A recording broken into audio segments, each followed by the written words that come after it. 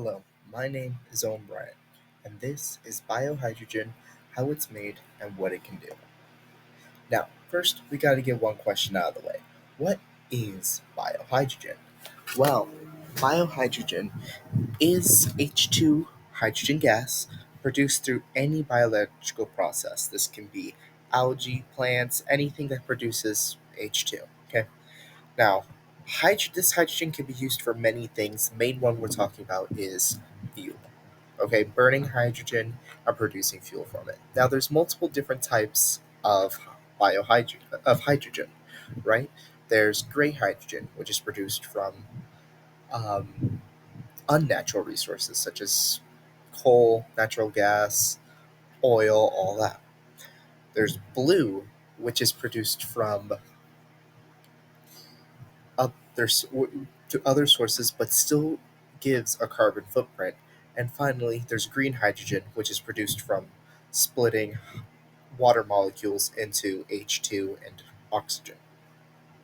And finally, now, biohydrogen is not considered any of those because it's produced from its own source, which is multiple sources, actually. So, where does it come from? Our main sources are anaerobic bacteria, algae, and cyanobacteria.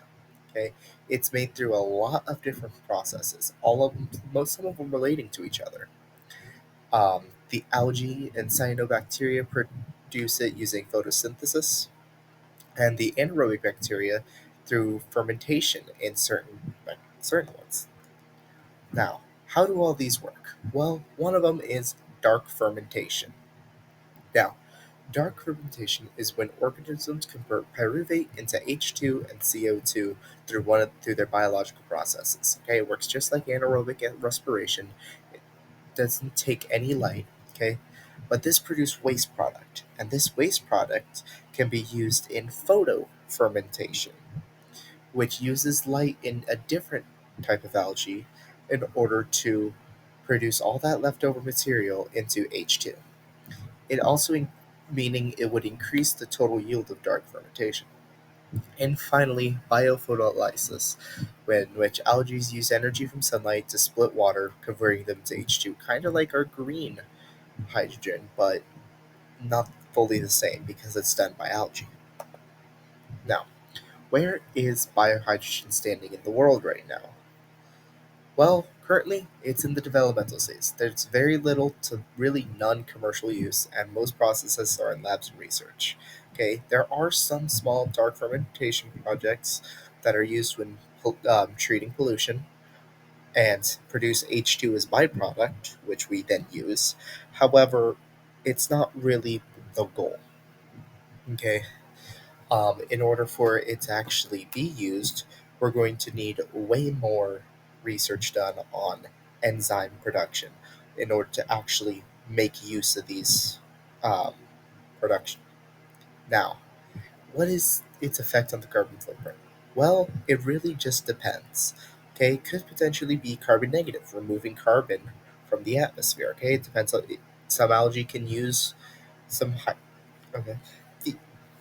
It depends on what feedstock you're giving it, what we're feeding the algae, how much hydrogen we actually get. Because if we capture all the hydrogen, there's no issue. But some of that hydrogen um, can affect our atmosphere and can increase the greenhouse effect. Now, how knowledgeable are people about burning H2? Well, very little. Not a lot of people really see it as being used as a fuel. Okay, there's a lot of safety issues because when you burn hydrogen, it explodes, tends to explode, and the word can be spread through the idea that we are turning waste into fuel. All those, um, all those water purification, all those water cleaning projects that use dark fermentation produce H2 that can always be used as a fuel. So talking to schools and local governments to implement this is always helpful. Now, analysis. As of now, dark fermentation is the closest to being fully utilized. All other sources do require more knowledge of enzymes and how they use light and how to focus light and use light to our best knowledge. Our next lists do include, though, investing in genetic engineering of algae in order for it to selectively breed to produce more H2, develop campaigns about hydrogen safety so we don't keep blowing up hydrogen, and launching dark fermentation plants and multiple water treatment stations in order to produce H2. Now, if funding was unlimited, I think the first priority would be build a large center or plant focused on the production of this hydrogen. All right, we have dark purification areas, and combining that with photo fermentation in order to just clean water, clean water, clean water, which will produce H2. Bioreactor farms with genetically enhanced algae that produce a lot of H2. An H2 purification center so we make sure we're getting the most out of it. And a center for developing enzymes and researching more into that so we can utilize the other forms more easily. I hope you have a good day.